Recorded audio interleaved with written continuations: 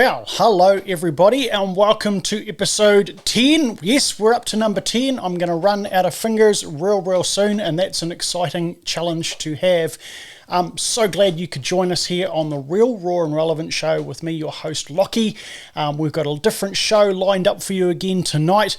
I've got a whole lot more buttons to push, so hopefully this is all going to work, because tonight, our theme, got to go the right way. We're talking about sticks and stones, got a bit of a theme going on. But before that, hey, look, if you like what we're doing, usual palaver at the beginning of the show, like, share, comment. We really appreciate it. If you think someone should be catching up with this, why don't you share this on your own Facebook page or something along those lines? We're totally happy for you to do that. Obviously, of course we are, because that actually helps spread the word about what we're doing, which is really cool. Hey, and if you're wondering again how you can support the show, usual story, just being here means the world to us. But if you'd like to help in some way to help fund it, to keep it going, we have a thing called Buy Me a Coffee. If you just go to buymeacoffee.com/Lockie, all the details are there. You can buy me a virtual coffee, okay?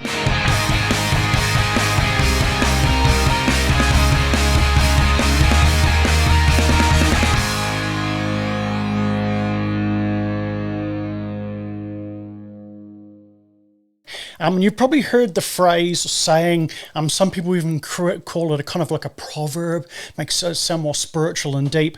But this phrase, sticks and stones may break my bones, but names will never hurt me. And I bet you, as I was saying that, you were probably saying it out loud as well. If you're like me, I grew up hearing it. I heard it from my mum. I heard it from all sorts of bits and pieces.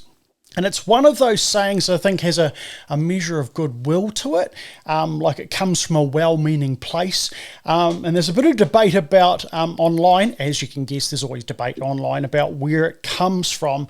Seems to be a thing you do these days, but it was reported to have first appeared in a place called the Christian Recorder in March 1862. That was a wee while ago now, a publication of the African Methodist Episcopal, hopefully I said that right, church, where it was presented as like an old adage, and it was in this form. It said this: sticks and stones may break my bones, but words will never break me. Now, over time, people have taken that phrase, it appears, and simplified it and changed it and done all sorts of bits and pieces. Different musicians have had a go at it as well.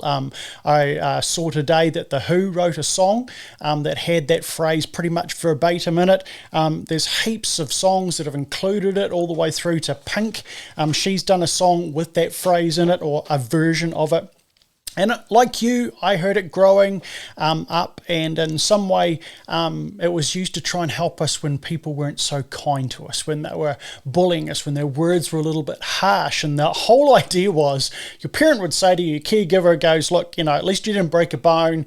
That's what hurts, but words don't hurt. And I'm not convinced that that's actually a truth. It's a nice thing to try and say, I think. But here's what I actually do think, and why I'm wanting to talk about what we're talking about tonight, is words have meaning and words have influence. They are not some nebulous thing that comes out of our face and goes nowhere. In fact, there's a famous book that says something along the lines that there's the power of life and death in the tongue. The words that we speak, the words that we hear, they have huge power and influence over our lives. The second thing is, the meaning of a word is super important, and we underestimate, and when we underestimate the meaning of a word, I think we devalue the meaning of a word. It becomes lesser than what it could be.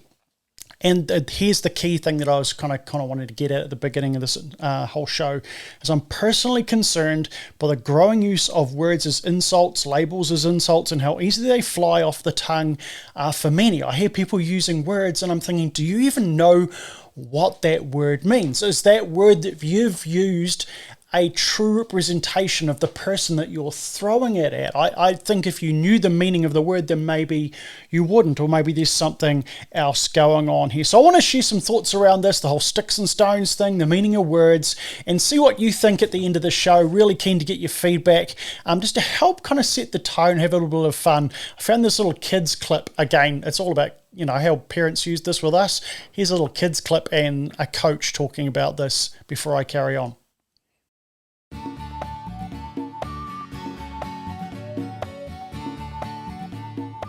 Sticks and stones may break my bones, but names will never hurt.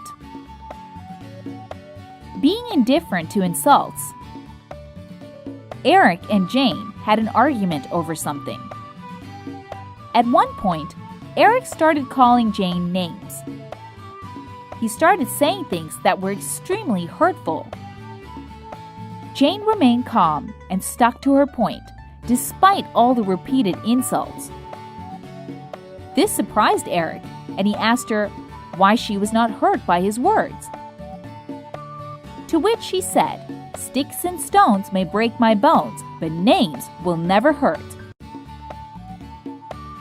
Sticks and stones may break my bones, but names will never hurt. As far as the sticks and stones will break my bones, that they do, but the words don't. So just learned that a long time ago. Sticks and stones may break my bones, but words will never hurt me. It's a great thing to say, but I don't think it's entirely true.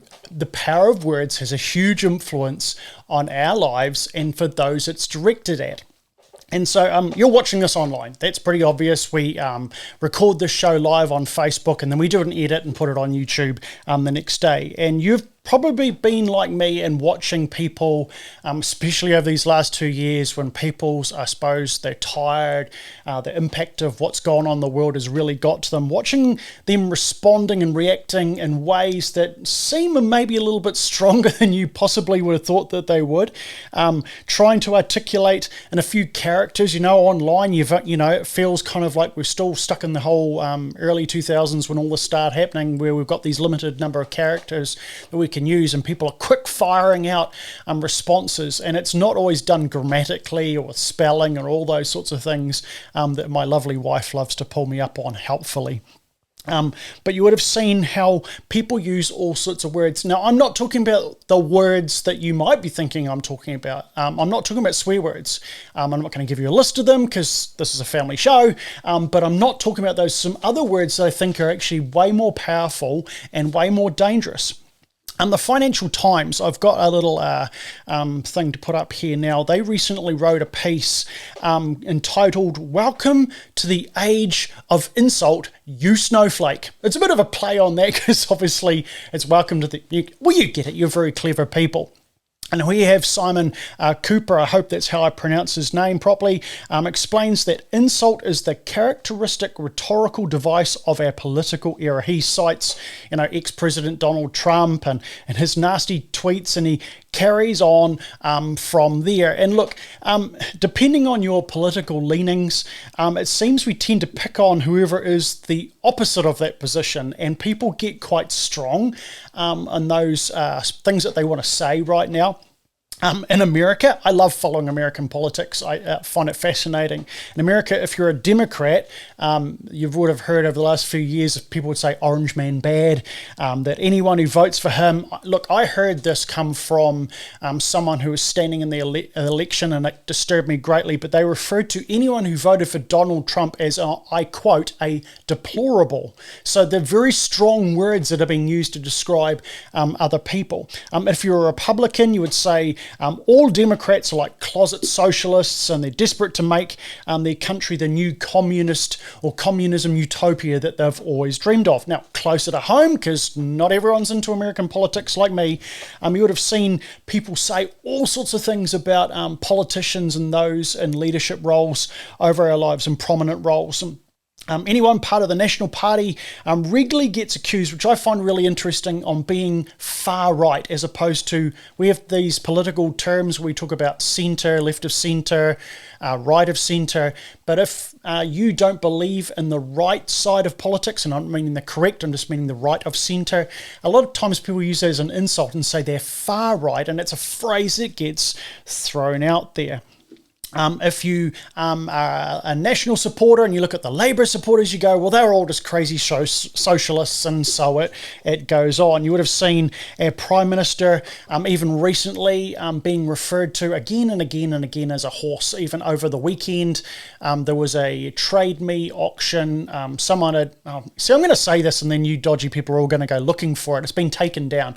Someone did a sort of artistic rendition of our Prime Minister naked on on a horse. People have done all sorts of horrible things in regards to her looking like a horse. People get nasty and throw these words and things around, and I find it fascinating and disturbing at the same time. See, other people love to refer to a group of people as old white men. You might have heard that, especially thrown around political circles at the moment. And while that might be true, that they may be older, that they may be white in their skin tone, and that they may be, hopefully get this right, they're old, they're men, and they're white skin tone, people then turn a fact into an insult. And I don't know if that's the right thing that we should be doing either, because it doesn't prove a point. It just says something potentially of you, and it doesn't seem to stop there. I've seen people from all political persuasions firing off, facing off, sharing insults with those they don't like, and they're not using swear words, they're using other words. And just read the comments on a social media post in regards to some challenging decision that someone's had to make, or a polarizing position that they have, and it gets pretty nasty at times. And here's just a selection that I've seen recently. Racist, sexist, socialist, leftist, fascist. It's like if you can find an ist word and throw it at somebody, it's like this ultimate insult that you can do to them. I call them the ist words, as you kind of picked up on. I've even seen people taking it to another whole level and calling people Nazis and all sorts of things. And the reason why I suppose I'm doing this show and talking about this is, number one, I'm concerned about the language that we use. I'm not a prude. I think we should be thinking about the things that we say. And I thought, look, just to help us out, let's just get some quick definitions, because this is half the point. Here we go. We've got this, I think it's Merriam-Webster's. Here's the definition of racism. They actually have two. It's relating to having, reflecting, or fostering a belief that race is a fundamental determinant of human traits and capacities, and that racial differences produce an inherent superiority of a particular race. And the opposite is that certain races have lesser qualities, and so they're not as good. This is where racism gets really nasty really quick. As definition of a racist, a person is a racist, someone who holds the belief that race is a fundamental determinant of capabilities in bits and pieces. And again, it's the same thing. It's kind of talking about that you think that certain races, because of characteristics, how they look, are better than others. And I see that phrase getting thrown around all the time, that everybody's a racist. In fact, that's part of my point, I guess, is that we use it so often that the meaning of the word has less power. Now, always find this bit fascinating, because I've been around on this earth for a little while now, and something that might disturb you, but I'm going to try and be as honest as possible, and because this is the Real, Raw and Relevant show, honestly, I actually think everyone is racist. Now, I'm not meaning overtly, as in that you're going to do something terrible to another race, but we all are a little bit uncomfortable with something that we don't know. We look at something from the outside and go, because it's different, it might not be as good, or it might be better than what you understand. And so the thing that I've found helpful for me over the years is being exposed to other races, to other cultures, to other ways of doing things, thoughts, way of approaching the world. I'll use some quick examples. Many years ago, I got to go to Russia, and I know that's really topical at the moment. The thing that struck me about my experience with Russia is that I'd grown up in the Cold War, and so I thought Russian people were a certain way. And when I got to Russia, I found out they actually are some of the most friendly. I know it might not seem it at the moment. It's another whole story that we could talk about.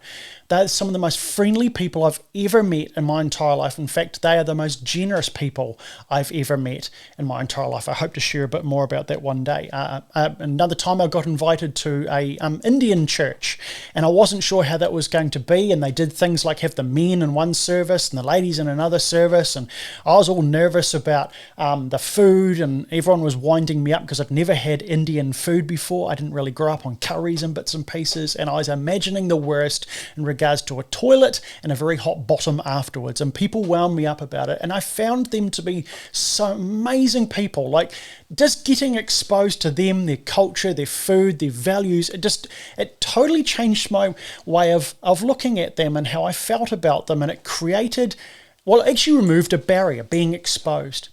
A final one, and just to make it a little bit more local to our culture and time, a number of years ago I was involved in one of our Easter fests. We've got Easter Fest coming up here again this Easter, and we wanted to do a pouthry, and I was leading Easter Fest, I still am. And we had this idea of starting the whole festival with this pouthry. I don't know much about them, heard the phrase, seen a little bit, but I couldn't tell you much about it or how it was supposed to be. And I thought, oh great, I will ask other people who have experience to be part of it, to lead it, to make it all happen. I'll just go along with the ride and see how it all goes and learn from it. And to my shock and horror, a week out from it, I was sitting in a meeting with this couple, and they told me that I was now going to be speaking at it, and I was going to be speaking in Te Reo Maori. And I can tell you right now, I freaked out. I'm thinking, I don't know much in that regard at all, and they were lovely. They helped me. I remember getting my phone out.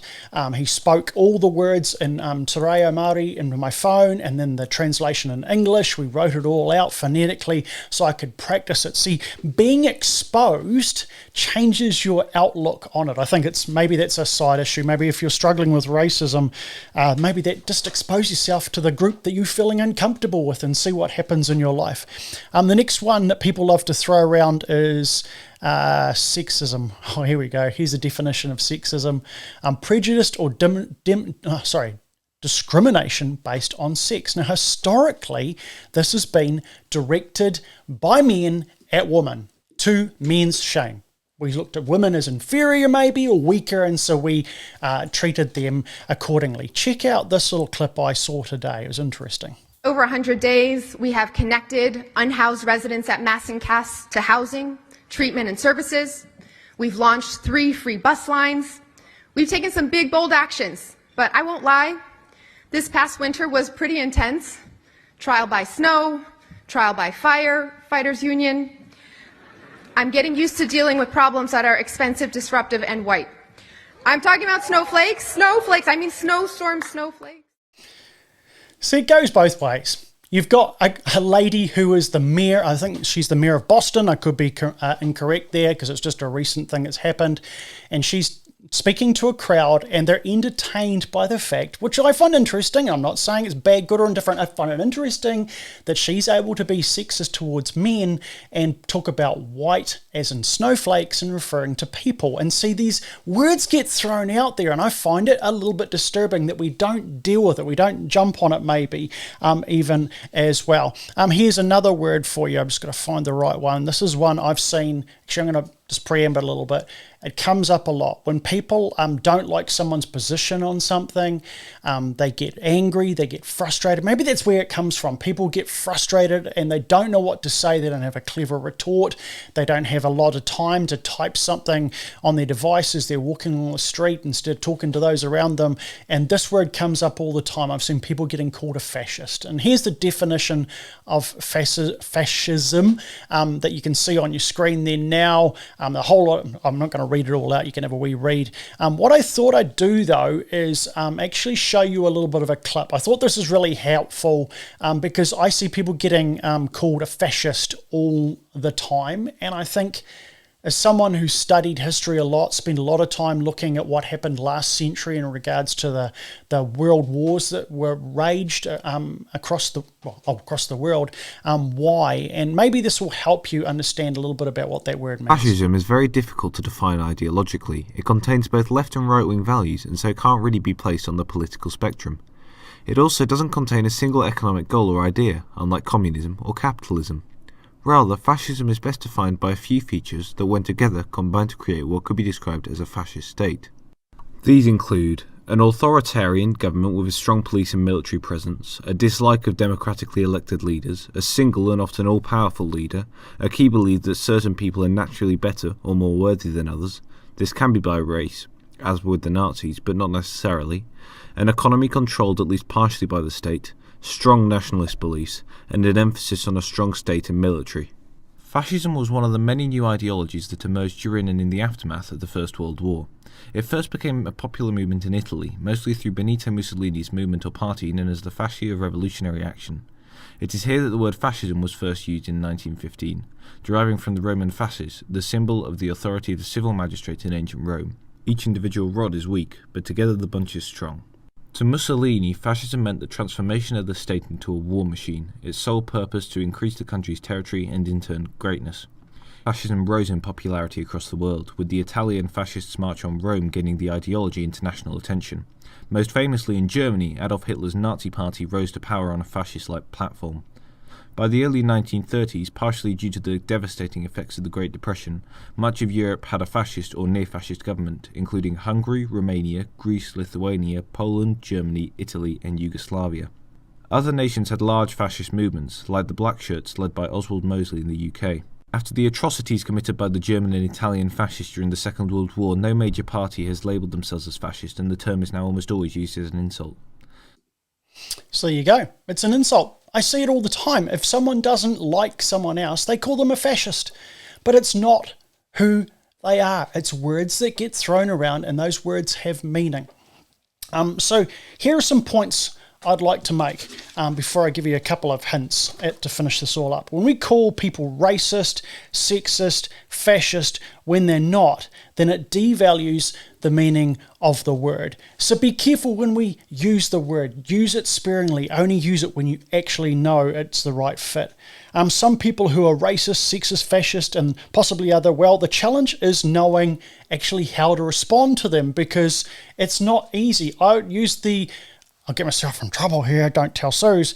It's like when your wife is upset and you tell her to calm down. When in the history of the world has it ever worked that way? Actually, I should actually put that on me. When I'm wound up and Sue tells me to calm down, it don't work. When someone is that way inclined, throwing the label at them, I don't actually think that changes them. There's some other tricks we can use there. I've discovered that people are defensive if you insult them with an ist word. They just draw into themselves. They just go reinforce what they already think, and they don't just suddenly go, yeah, oh, you're right, I need to change. So here we go. How could we respond? So I've got a couple of little things I want to throw up here. The first thing is consider. Consider why someone is saying why they are saying, or what they're saying. Why are they saying it? Before you instantly respond, when you see someone typing furiously that Jacinda Ardern is a fascist, or that Mr. Luxon, forgotten his name all of a sudden, that he's some right-wing crazy person, the reason why they're saying that, I think, sometimes is because they're just so frustrated. They don't know what to do. And the danger, like I said, is that if we label something as something when it's not, the meaning gets devalued, and we won't always recognize when that true thing actually comes along. It could be they are right. When someone labels something, it could be that they're right, and we need to take some time to think about it. So I would encourage you just to consider what's in front of you and how you might respond. And then, speaking of responding, be clever. Be clever how you might respond.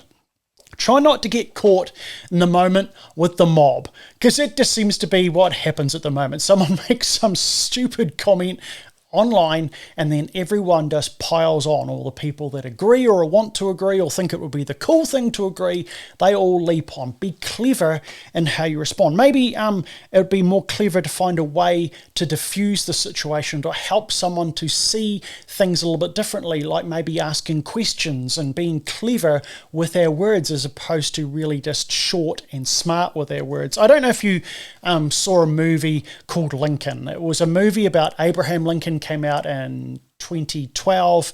It was starring Daniel Day-Lewis. And what I found fascinating about that movie, I've watched it and loved it, is it wasn't that it was a period drama, because that's not really my thing. It wasn't that I thought it was funny how he had a funny beard and a funny hat.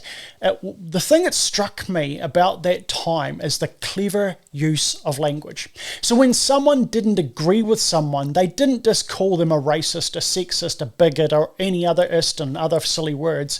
They actually had a very clever response, one that was thought out. They took time to consider how they were going to respond, and they were clever about it. I encourage you, if you want some inspiration on how to use words to lead and change a situation, watch that movie. You never know, it might actually do you some good. And the final one here is Christian values, which I'm unashamed of having some.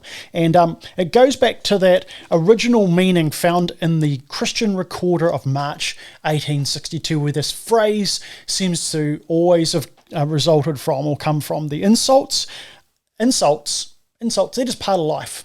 It's what happens, but they are powerful and they can hurt.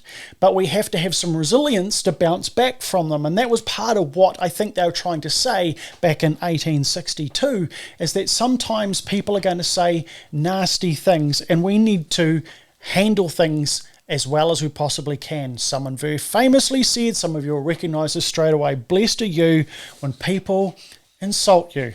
It doesn't feel very blessed at the time, but the reality is if you hold some Christian values in your life, then you have to come to accept that there are going to be some people who throw some barbs your way. For me, Christian values means I do what I can to not say things that aren't true about someone else. Now, notice I said I do what I can. I'm not perfect at this. Sometimes in the heat of the moment, I'm watching something on the news and I get so wound up and words start coming out my mouth. I'm not talking about swear words. I'm just talking about comments and things that aren't great.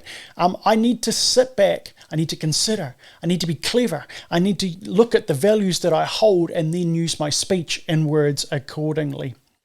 It also means that when I want to take it means that I should be trying to take the proverbial high road, that when someone is an ist, I don't just label an insult hoping that it'll change. I do what I can to help them not be the ist word any longer. What do you think? I mean, I've just thrown a whole lot out there. Why don't you let us know even some words that you've heard people used and maybe a better definition or how we could use them. Let me know what your comments are your thoughts and comments in the comment section after the show. It'd be really great to hear from you. Hey, well, that's all for episode 10. There you go. I'm going to be back in 2 weeks' time with an interview. I promise you there will be an interview that I've got lined up. If you want to make contact with the show, leave a comment that's not on Facebook. You can email us, lockie@templeproductions.nz. Hope this has made a measure of difference for you in your life. Hey, God bless you. Have a fantastic rest of your week, and we'll see you again real soon.